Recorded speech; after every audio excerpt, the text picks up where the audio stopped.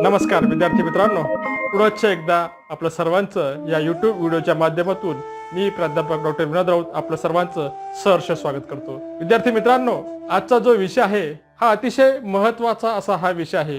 दूरसंवेदन व छायाचित्रण हा 1960 पासून विकसित होणारा अतिशय महत्त्वाचा असा हा विषय आहे। तर आज आपण दूरसंवेदन व छायाचित्रण या विषयीचा अभ्यास आपण आज या व्हिडिओच्या माध्यमातून बघणार आहोत। दूरसंवेदन व छायाचित्रण हे सर्वेक्षणाचे एक प्रभावी आणि अचूक असे तंत्रज्ञान आहे। आज उपग्रहांच्या साहाय्याने संपूर्ण पृथ्वीचे चित्रण करून त्याची माहिती संकलित करून त्यावरून आपल्याला कृषी, वने, भूजल व अनेक विविध ज्या काही योजना आहेत, नियोजन आहे, आपत्ती व्यवस्थापन असेल, अशा बहुविध क्षेत्रात दूरसंवेदन व छायाचित्रणाचा उपयोग आता दिवसेंदिवस वाढत आहे। या प्रगत तंत्रज्ञानामुळे वेळ व श्रमाची बचत होतेच। त्यामुळेच हा जो विषय आहे हा फक्त भूगोल विषयापुरता मर्यादित न राहता हा विषय या विषयाने व्यापक स्वरूप धारण केलेला आहे। त्यामुळे अन्य शाखेतील विद्यार्थ्यांना सुद्धा या विषयाचा नक्कीच फायदा होत आहे। त्यामुळेच आज या व्हिडिओच्या माध्यमातून आपण दूरसंवेदन म्हणजे नेमकं काय व छायाचित्रण म्हणजे काय याविषयीची माहिती आपण जाणून घेऊया। सर्वप्रथम दूरसंवेदन किंवा रिमोट सेन्सिंग म्हणजे काय याची आपण व्याख्या बघणार आहोत। या व्याख्येमध्ये कोणत्याही घटकाच्या किंवा वस्तूच्या प्रत्यक्षात संपर्कात न येता किंवा त्या वस्तूला स्पर्शही न करता त्या संबंधीची माहिती मिळवणे, संकलित करणे व त्याचे वर्णन करणे म्हणजे दूरसंवेदन। त्याला आपण रिमोट सेन्सिंग असं आपण म्हणतो। आपण जेव्हा आपल्याकडे आता सर्वांकडे मोबाईल आहेत, या मोबाईलच्या द्वारे आपण जो फोटो घेतो तेव्हा देखील त्याला सुद्धा आपण दूरसंवेदन असंच म्हणतो। अशा प्रकारे पृथ्वीवरील माहिती संकलित करण्यासाठी दूरसंवेदनाच्या माध्यमातून ज्या उपग्रहांची मदत घेतली जाते त्यांना सुदूर संवेदी उपग्रह किंवा रिमोट सेन्सिंग सॅटेलाइट असे म्हणतात। दूरसंवेदन तंत्रज्ञानामुळे भौगोलिक, भूगर्भ विषयक, सागर विषयक, हवामान व पर्यावरण विषयक या विषयीची माहिती प्राप्त करणे शक्य झाले आहेत। त्यामुळं आज आपण या दूरसंवेदन तंत्राची वैशिष्ट्ये आणि उपयोग काय आहेत हे आपण बघणार आहोत। पृथ्वीवरील वस्तूंनी परावर्तित केलेल्या, पसरवलेल्या किंवा पुनर्प्रस्थापित केलेल्या सूर्याच्या विद्युत चुंबकीय किरणांच्या मोजमापावरून असे आकलन होते की इलेक्ट्रोमॅग्नेटिक पट्ट्यातील दृश्य प्रकाश असेल, इन्फ्रारेड किरण आणि मायक्रोवेव्ह किरणांचा त्यासाठी उपयोग केला जातो। दूरसंवेदनासाठी विमान व कृत्रिम उपग्रहांचा वापर केला जातो। 1990 नंतर मानव रहित दूरसंवेदनाची सुरुवात झाली। दूरसंवेदनामार्फत मिळवलेल्या माहितीचा वापर लगेच केला जात नाही। सर्वप्रथम ही जी काही माहिती मिळवलेली उपग्रहांच्या माध्यमातून ती बेस स्टेशनकडे पाठवली जाते। तेथे त्या माहितीचे विश्लेषण होते आणि नंतर ती माहिती वापरली जाते। हवाई छायाचित्रणापेक्षा उपग्रहाद्वारे केले जाणारे भूसर्वेक्षण आर्थिकदृष्ट्या स्वस्त असल्यामुळे अलीकडच्या काळात तिचे महत्त्व अधिक वाढले आहेत।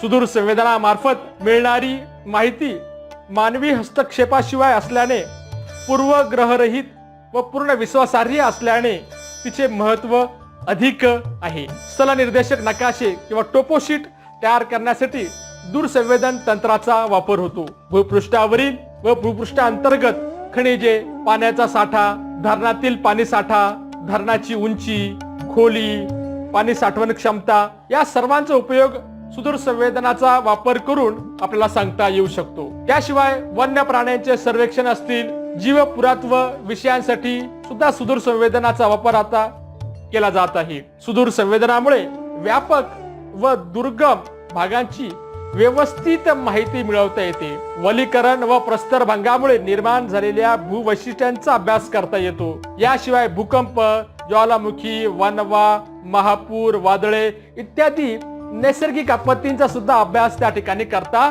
येतो। तर आपण आज उपग्रह या सुदूर संवेदनाचे जे काही प्रकार आहेत ते आपण आता अभ्यासणार आहोत। उपग्रह पृथ्वीपासून ज्या उंचीवर स्थिर केले जातात त्यांना कक्षा असे म्हणतात. या कक्षा दोन प्रकारच्या असतात. एक सूर्य स्थिर कक्षा त्याला सन सिंक्रोनस असं म्हणतो आणि दुसरी भूस्थिर कक्षा त्याला जिओ सिंक्रोनस असं आपण त्याला म्हणतो. तर पहिल्यांदा आपण सूर्यस्थिर कक्षा उपग्रह या विषयीची माहिती आपण घेणार आहोत. या सूर्यस्थिर कक्षामध्ये मुख्यतः IRS इंडियन रिमोट सॅटेलाइट्स उपग्रह सोडले जातात. ही कक्षा जवळजवळ वर्तुळाकार अशी ध्रुवीय कक्षा असते. या कक्षेतील उपग्रह उत्तर ते दक्षिण असे भ्रमण करतात. हे उपग्रह पृथ्वीच्या पृष्ठभागापासून 900 ते 1200 किलोमीटर एवढ्या निश्चित उंचीवर सोडले जातात. या उपग्रहाची व्याप्ती क्षेत्र हे 81° उत्तर ते 81° दक्षिण इतके असते. भारतीय सुदूर संवेदन उपग्रह जवळजवळ वर्तुळाकार आणि ध्रुवीय सूर्यस्थिर कक्षेत पृथ्वीच्या पृष्ठभागापासून 900 ते 1200 किलोमीटर अंतरावर सोडले जातात. ते उत्तर व दक्षिण या दिशेत पृथ्वीभोवती परिभ्रमण करतात. ही झाली सूर्यस्थिर कक्षेची माहिती. आता आपण भूस्थिर कक्षा उपग्रह याविषयी माहिती जाणून घेणार आहोत. त्याला आपण जिओ सिंक्रोनस असं आपण त्याला म्हणतो. ही कक्षा सुद्धा वर्तुळाकार अशी विषुववृत्तीय कक्षा असते. या कक्षेतील उपग्रह पश्चिम ते पूर्व असे भ्रमण करतात. हे उपग्रह पृथ्वीच्या पृष्ठभागापासून 35,786 किलोमीटर अंतरावर सोडले जातात. म्हणजे जवळजवळ 36,000 किलोमीटर अंतरावर हे सोडले जातात. या उपग्रहास पृथ्वीभोवती एक फेरी पूर्ण करण्यास 24 तासाचा कालावधी लागतो. तर हे या दोन कक्षाविषयी जी आपण आता माहिती जाणून घेतलेली आहे. मग दूरसंवेदनाचे प्रकार आहेत ते साधनांवर अवलंबून असतात. एक हवाई वाहतूक जनित दूरसंवेदन त्याला एअरबोर्न असं आपण त्याला म्हणतो. यात प्रामुख्याने दूरसंवेदनासाठी विमानांचा व हेलिकॉप्टरचा वापर केला जातो.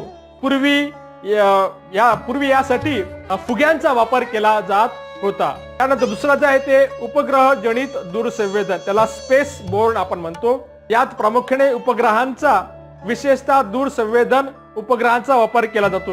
यातून प्रतिमा प्राप्त केल्या जाऊ शकतात. पद्धतीवर अवलंबून असलेले प्रकार कोणते आहेत? मग आहे क्रियाशील दूरसंवेदन. या क्रियाशील दूरसंवेदनात जी साधने वापरली जातात ती स्वतः ऊर्जा निर्मिती करतात व त्यांचा मारा करून परत आलेल्या ऊर्जेच्या साह्याने प्रतिमा निर्माण करू शकतात. उदाहरणार्थ रडार हे त्याचे एकमेव उदाहरण मानता येईल. दुसरा आहे निष्क्रिय दूरसंवेदन पॅसिव्ह रिमोट सेन्सिंग. यात पदार्थापासून उत्सर्जित झालेल्या ऊर्जेचा वापर करून प्रतिमा निर्माण केल्या जातात. उदाहरणार्थ संवेदकावर आधारित प्रकार. तिसरा जे आहे छायाचित्रण दूरसंवेदन. यात दृक प्रकाशाचा वापर करून छायाचित्र काढले जातात. त्याला प्रकाशीय ऑप्टिकल किंवा छायाचित्रीय फोटोग्राफिक दूरसंवेदन असे म्हटले जाते. पुढचा जो प्रकार आहे तो अवरक्त तरंग दूरसंवेदन. या प्रकारात साध्या प्रकाशाऐवजी अवरक्त तरंगाचा म्हणजे इन्फ्रारेडचा वापर केला जातो व चित्रण केले जाते. तर हे पद्धतीवर अवलंबून असलेल्यांचा आपण अभ्यास केला होता. आता आपण दुसऱ्या प्रकाराकडे वळणार आहोत ते म्हणजे हवाई छायाचित्रण एरियल फोटोग्राफी. जेव्हा पृथ्वीच्या कोणत्याही भागाचे सर्वेक्षण कॅमेऱ्याच्या साह्याने फोटो घेऊन केले जाते तेव्हा त्यास छायामिती फोटोग्रामेट्री असे म्हणतात. याचे दोन प्रकार होतात. एक भूछायाचित्रण. जेव्हा कॅमेराच्या साह्याने पृथ्वीच्या एखाद्या ठिकाणाहून छायाचित्र घेतले जातात तेव्हा त्यास भूछायाचित्रण असे म्हणतात. दुसरा जो आहे तो हवाई छायाचित्रण. जेव्हा विमानातून कॅमेराद्वारे छायाचित्रण घेतली जातात तेव्हा त्यास हवाई छायाचित्रण असे म्हणतात. हवाई छायाचित्रणासाठी वापरले जाणारे कॅमेरे व फिल्म्स वेगवेगळे असतात. छायाचित्रणासाठी विमानात विशिष्ट प्रकारचे कॅमेरे बसवले जातात. विमानाचा वेग जास्त असल्यामुळे कॅमेरे वेगवेगळ्या प्रकारचे असतात. या कॅमेऱ्यात अति जलदपणे उघड झाप करणारी झडपे असतात. वेगाने छायाचित्र घेणारी भिंगे असतात. जलदपणे परिणाम होणारी अतिसंवेदक फिल्म असते. तसेच कॅमेऱ्यात जास्तीत जास्त छायाचित्रे सामावून घेणारे कप्पे असतात. या छायाचित्रांची स्पष्टता ही कॅमेऱ्यांवर अवलंबून असते. ज्यावेळी कॅमेऱ्यातील नाभी अंतर कमी असते अशा प्रकारच्या कॅमेऱ्याला वाईड अँगल कॅमेरा असे म्हणतात. या कॅमेऱ्यातून छायाचित्रणासाठी अधिक प्रमाणात क्षेत्र व्याप्त केले जाते. त्यामुळे या क्षेत्रातील भूवैशिष्ट्ये स्पष्टपणे छायांकित होत नाही. ज्यावेळी कॅमेऱ्यातील नाभी अंतर जास्त असे अशा कॅमेऱ्याला नॅरो अँगल कॅमेरा असे म्हणतात. अशा प्रकारच्या कॅमेऱ्याकडून छायाचित्रणासाठी कमी प्रमाणात क्षेत्र व्यापले जाते. यामध्ये प्राप्त झालेल्या छायाचित्रांची स्पष्टता अधिक असून लहान लहान भूवैशिष्ट्ये सुद्धा स्पष्टपणे छायांकित होतात. या सर्व गोष्टींचा अभ्यास आपण यामध्ये केलेला आहे. तर आता आपण कॅमेऱ्याचे प्रकार कुठले आहेत. यामध्ये पहिला जो आहे तो फ्रेमिंग कॅमेरा. हवाई छायाचित्रणासाठी सामान्यपणे याच प्रकारचा कॅमेरा वापरला जातो. फ्रेमद्वारे छायाचित्र घेतले जात असल्याने त्यास फ्रेमिंग पॅनोरॅमिक कॅमेरा. या कॅमेऱ्यातील भिंग स्थिर नसते. त्यामुळे हवाई चित्रणासाठी या प्रकारच्या कॅमेऱ्याचा फारसा उपयोग होत नाही. पुढचा जो प्रकार आहे तो स्टील कॅमेरा. या प्रकारच्या कॅमेऱ्यात भिंग स्थिर स्वरूपाची असते, परंतु फिल्म मात्र सतत फिरती असते.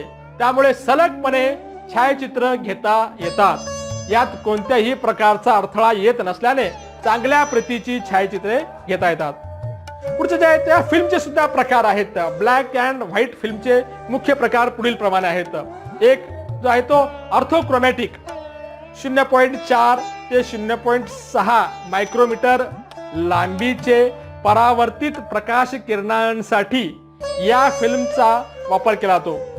सामान्यतः मानवनिर्मित घटक व वनस्पती आच्छादन या घटकांच्या छायाचित्रणासाठी या फिल्मचा वापर केला जातो. पुढचं जे आहे फिल्मची आहे ती पॅनोक्रोमॅटिक. पॅनोक्रोमॅटिक ची जी आहे 0.4 ते 0.7 मायक्रोमीटर्स लांबीच्या परावर्तित प्रकाश किरणांसाठी या फिल्मचा वापर केला जातो. अल्ट्रा व्हायलेट ही फिल्म 0.3 ते 0.4 मायक्रोमीटर्स लांबीच्या परावर्तित किरणांसाठी संवेदनक्षम असल्यामुळे भूगर्भातील खनिजे तेल संशोधनासाठी या फिल्मचा उपयोग केला जातो. इन्फ्रारेड फिल्म्स ज्या आहेत त्या 0.4 ते 0.9 मायक्रोमीटर्स लांबीच्या परावर्तित किरणांसाठी या फिल्मचा वापर केला जातो. यामुळे धुसर हवेतून छायाचित्रण केले तरीही छायाचित्रणाची गुणवत्ता चांगली आढळते. यामुळे वनस्पतींच्या जाती, प्रजाती, मृदेतील आर्द्रता यासारख्या गोष्टी जाणून घेता येतात. पुढची जी फिल्म ती रंगीत फिल्म. 0.4 ते 0.9 मायक्रोमीटर लांबीच्या परावर्तित प्रकाश किरणांसाठी ही फिल्म वापरतात. रंगीत फिल्ममुळे छायाचित्रणातील गोष्टींची स्पष्टपणे कल्पना येते, परंतु ही फिल्म महाग असल्याने छायाचित्रणाचा खर्च खूप जास्त येतो. आता या पुढच्या भागामध्ये आपण अभ्यासणार आहोत हवाई छायाचित्रणाचे महत्व. हवाई छायाचित्रण उपग्रह दूरसंवेदनापेक्षा जास्त उपयुक्त आहे, कारण हे चित्रण कमी उंचीवरून केले जात असल्यामुळे पृथ्वीवरील बारीक सारी गोष्टी दिसतात. यामुळे लहान लहान भूरूपांचे अचूक मॅपिंग किंवा नकाशा तयार करता येऊ शकतो. हवाई छायाचित्रे स्कॅनरच्या साहाय्याने स्कॅन करून छायाचित्रातील प्रदेशाच्या उजळपणानुसार अंक स्वरूपात परावर्तित केले जातात. त्यास डिजिटल फोटोग्राफ म्हणतात. हाताळणी करणे व संग्रह करणे यासाठी ही चित्रे अधिक सोयीस्कर असतात. अलीकडे हवाई छायाचित्रण करणाऱ्या कॅमेऱ्यात फिल्म ऐवजी ऊर्जा संवेदनशील शोधक वापरून अंकीय स्वरूपात प्रतिमा घेतल्या जातात. अशा तऱ्हेच्या अंकीय चित्रांचा वापर अंकीय डिजिटल किंवा सॉफ्ट कॉपी फोटो मेट्रिक पद्धतीचा वापर त्यामध्ये केला जातो. यात प्रगत अशा संगणक संहितेचा वापर करून हवाई छायाचित्रावरून अचूक मोजमाप घेतले जातात. त्यावरून चित्र नकाशे तयार केले जातात. सध्या भौगोलिक माहिती प्रणालीच्या म्हणजे GIS उपयोजनात अशा प्रकारच्या प्रतिमांचा मोठ्या प्रमाणामध्ये वापर केला जात आहे. अतिशय दुर्गम व निर्जन अशा प्रदेशांची माहिती या छायाचित्रणाद्वारे उपलब्ध होते. भूरूप सर्वेक्षण, वन सर्वेक्षण, प्राणी सर्वेक्षण, नागरी वस्त्यांचे सर्वेक्षणात हवाई छायाचित्रणाचा वापर महत्वाचा ठरत आहे. हवाई छायाचित्रण उपग्रह दूरसंवेदनापेक्षा जास्त उपयुक्त आहे, कारण हे चित्रण कमी उंचीवरून केले जात असल्यामुळे पृथ्वीवरील बारीक सारीक गोष्टी यात दिसतात. त्यामुळे लहान लहान भूरूपांची सुद्धा आपल्याला अचूक मोजमाप त्या ठिकाणी करता येते. हवाई छायाचित्रणातून कोणताही प्रदेश आपण त्रिमितीय स्वरूपात वाचू शकतो. त्यासाठी 2 छायाचित्रांची जोडी व त्रिमितीदर्शक स्टिरिओस्कोप या उपकरणांची आपल्याला आवश्यकता असते. हे सर्व हवाई छायाचित्रणांचे महत्व आलं. तर हवाई छायाचित्रणाच्या काय मर्यादा आहेत? हवाई छायाचित्रणाचा अभ्यासात भूशास्त्र असेल, वनशास्त्र असेल, प्राणीशास्त्र असेल, जलशास्त्र असेल, अभियांत्रिकी शास्त्र असेल किंवा अभियांत्रिकीचे ज्ञान असणे गरजेचे असते. हवाई छायाचित्रण जास्त खर्चिक आहे. हवाई छायाचित्रण सहजपणे उपलब्ध होऊ शकत नाही, कारण त्यावर शासकीय बंधने असतात. हवाई छायाचित्रण हे अर्थातच उपग्रह दूरसंवेदनापेक्षा, सॅटेलाइट रिमोट सेन्सिंग पेक्षा जास्त उपयुक्त आहे. हे चित्रण कमी उंचीवरून केले जात असल्यामुळे त्यात लहान भूप्रदेशांची सखोल माहिती मिळत असल्याने अचूक नकाशे तयार करता येतात. परंतु यामुळेच भूगोलाच्या अभ्यासात हवाई छायाचित्रणास आजही महत्वपूर्ण असे स्थान आहे. हवाई छायाचित्रण सूर्याकडून प्राप्त झालेल्या ऊर्जेचे परावर्तन करण्याची भूपृष्ठावरील घटकात जी कुवत असते त्यानुसार वर्णछटा ठरतात. एखादे खोल जलाशय सूर्याकडून मिळालेली जी ऊर्जा अगदी कमी प्रमाणामध्ये परावर्तित करीत असेल तर ते जलाशय हवाई छायाचित्रात गडद काळ्या वर्णछटेकडे झुकणारे दिसेल. या उलट वाळवंटी प्रदेशाकडून सर्वच्या सर्व ऊर्जा परावर्तित झाल्यामुळे ते पांढऱ्या वर्णछटेकडे झुकणारे दिसेल. पुढचा जो आहे ते बहुवर्णपटल पट्टे MSS बॉन्ड उपग्रहावर बसविल्या संवेदकामार्फत वर्णपटलाच्या दृश्य व समीप अवरक्त विभागातील ऊर्जेचा वापर करून पृथ्वीच्या पृष्ठाच्या प्रतिमा घेतल्या जातात. बहुवर्णपटल पट्ट्यात MSS बँड निळा, हिरवा, तांबडा या इन्फ्रारेड यांचा वापर केला जातो. तर पुढचे जे आहे ते मिथ्या वर्ण प्रतिमा म्हणजे फॉल्स कलर कंपोजिट FCC. एखाद्या विषयाचे संपूर्ण रंगीत छायाचित्र जसे दिसते त्यापेक्षा मिथ्या रंग संमिश्र प्रतिमा भिन्न प्रकारे रेखाटन केल्या जातात. पृष्ठधवल अवरक्त प्रतिमेपेक्षा मिथ्या रंग संमिश्र प्रतिमा अधिक उपयुक्त असतात. याची आपण व्याख्या बघूया. संवेदन रंगीत फिल्मवर अवरक्त ऊर्जेचे म्हणजे इन्फ्रारेड एनर्जी विविध फिल्टरचा उपयोग करून जे चित्र किंवा प्रतिमा प्राप्त होते त्याला आपण मिथ्या रंग संमिश्र प्रतिमा असं म्हणतात. हे सर्व हवाई छायाचित्रांच्या मर्यादा आणि त्याचा अभ्यास आपण त्या ठिकाणी केला आहे. पण ह्या उपग्रह प्रतिमा किंवा हवाई छायाचित्र हे मिथ्यावर्ण स्वरूप म्हणजे फॉल्स कलर कंपोजिट असल्यास त्याच्या वाचनासाठी पुढे दिलेली रंगसूची अधिक उपयुक्त ठरते. सामान्य निरोगी वनस्पती लाल रंगामध्ये त्या ठिकाणी दाखवतात. रोगट वनस्पती गुलाबी ते निळा रंग असतो. स्वच्छ पाणी गडद निळा ते काळा, गढूळ पाणी हलका निळा रंग, आर्द्र भूमी स्पष्ट गडद छटा, पड जमीन जी असेल ती निळा रंग दाखवते, वाळू जे आहे ते पांढरा ते पिवळा रंग दर्शवते, वस्त्या निळा रंग, ढग बर्फ पांढरा रंग. या सर्व जे आहेत ह्या मिथ्यावर्ण स्वरूपाचे होते. त्यामुळे हा जो दूरसंवेदन व हवाई छायाचित्रण हा अतिशय महत्वाचा विषय आहे. मी थोडक्यात आपल्याला ह्या सर्व गोष्टी सांगण्याचा प्रयत्न या ठिकाणी केला आहे. आपण जरूर या विषयामध्ये अधिक सखोलपणे अभ्यास त्या ठिकाणी करावा, कारण की हा अतिशय महत्वाचा असा हा विषय आहे. पण सर्वांनी हा व्हिडिओ बघितला आणि आवडल्यास हा व्हिडिओ नक्कीच आपण शेअर करा. धन्यवाद.